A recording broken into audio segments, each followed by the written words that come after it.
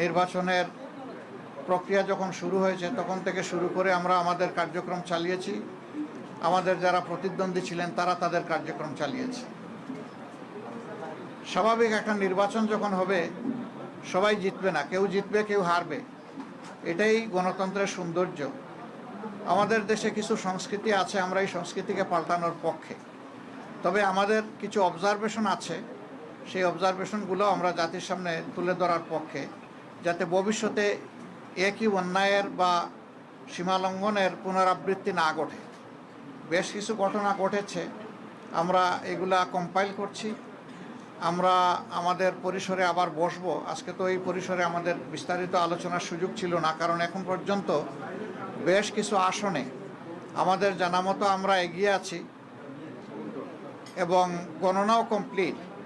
কিন্তু স্থানীয়ভাবে যারা রিটার্নিং অফিসার আছেন তারা ঘোষণা দিচ্ছেন না, ঝুলিয়ে রেখেছেন। তা আমরা বুঝতে পারছি না এটা কেন।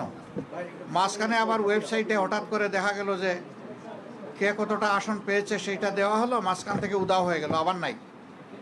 আমাদের লোকদেরকে বসিয়ে রাখা হলো দীর্ঘ সময়। এই একটু আগে ওনারা একদম প্রথম পর্যায়ে 10টা-12টা কেন্দ্রের যে ফলাফল সেগুলা ঘোষণা করা শুরু করেছে, সেটা আবার বেসরকারি। তা আমরা সব মিলেই এখন আপনাদের সামনে পূর্ণাঙ্গ কোনো বক্তব্য দিতে পারছি না বলে আমরা দুঃখিত। আমরা দিব ইনশাল্লাহ। আমরা আবার বসবো, আমাদের মধ্যে আমরা এগুলা নিয়ে বিশ্লেষণ করব। আমাদেরও কোনো ত্রুটি ঘাটতি থাকে সেটাও আমরা দেখব। আবার যদি সামগ্রিক কোনো বড় ত্রুটি ঘাটতি হয় তাকে সেটাও আমরা আনবো। আমরা আগেই বলেছি ছোটোখাটো কোনো বিষয় নিয়ে আমরা টানাটানি করব না, এবং পুরানা রাজনীতির সংস্কৃতিতে আমরা ফিরে যেতে চাই না। আমরা ইতিবাচক ধারার রাজনীতি করতে চাই। রাজনীতি যদি দেশের মানুষের জন্য হয় তাহলে যারা রাজনীতি করবেন তাদেরকে এই কথা মেনে নিতে হবে যে পাশ করার গ্যারান্টি নিয়ে কোনো নির্বাচনও হয় না, কোনো রাজনীতি হয় না। আপনি যাবেন মানুষের কাছে আপনার বক্তব্য নিয়ে, মানুষ যেভাবে গ্রহণ করবে, যতটুকু গ্রহণ করবে তাকে আপনার অভিনন্দন জানানো উচিত।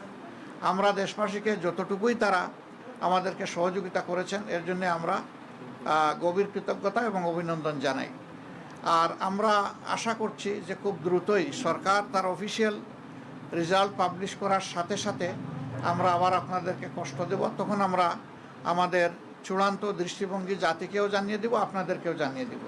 তবে আপনারা আশ্বস্ত থাকতে পারেন যে আমাদের দৃষ্টিভঙ্গি হবে ইতিবাচক ধারার রাজনীতি, কল্যাণ ধারার রাজনীতি, মানুষের জন্য রাজনীতি, দলের জন্য রাজনীতি নয়।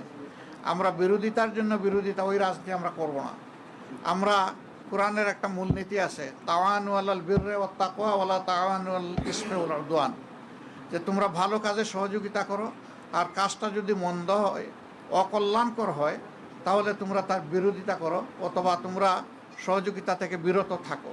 আমাদের মূলনীতি মূলত ওটাই হবে, ভালো কাজে সহযোগিতা থাকবে, মন্দ কাজ যেটা সেটা স্বাভাবিকভাবেই জনগণের অধিকার রক্ষার জন্য আমাদেরকে কথা বলতে হবে। আর আমরা আশা করছি যে বিস্তারিত খুঁটিনাটি বিষয়গুলো আমরা কালকের মধ্যে বা পরশু দিনের মধ্যে হয়তো বা পেয়ে যাব। এ সময়ের ভিতরে সরকারও নির্বাচন কমিশন আশ্বস্ত করেছে যে তারা 13 তারিখের ভিতরে রেজাল্ট দিবেন। আমরা সেটা দেখার অপেক্ষায় আছি, তারা দেন কিনা। যদি দিয়ে থাকেন ভালো, না দিয়ে থাকলে আমরা সঙ্গত সীমা পর্যন্ত অপেক্ষা করব।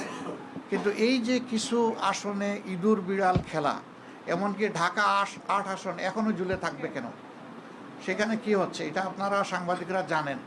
এই বিষয়গুলো কিন্তু সুস্থ ধারার রাজনীতির পরিচয় বহন করে না, এগুলো অসুস্থ ধারার রাজনীতি। তো সেই বিষয়গুলো আমরা বিবেচনায় নিব, জাতিকে আমরা যতটুকু জানানো দরকার মনে করব জানাবো, যাতে ভবিষ্যতে একই মন্দ কাজের চর্চা অথবা ধারাবাহিকতা না থাকে। আপনাদেরকে ধন্যবাদ সবাইকে, কষ্ট করে আপনারা এসেছেন। আমরা একসাথেই কাজ করব, আপনাদের সাথে আমরা আছি, আমাদের সাথে আপনারা থাকবেন, দেশবাসীর সাথে আমরা সবাই থাকবো। সবাইকে ধন্যবাদ। আসসালামু আলাইকুম। এখন পর্যন্ত আপনারা কতটি আসনের খবর পেয়েছেন যে আপনারা জয়ী হয়েছেন?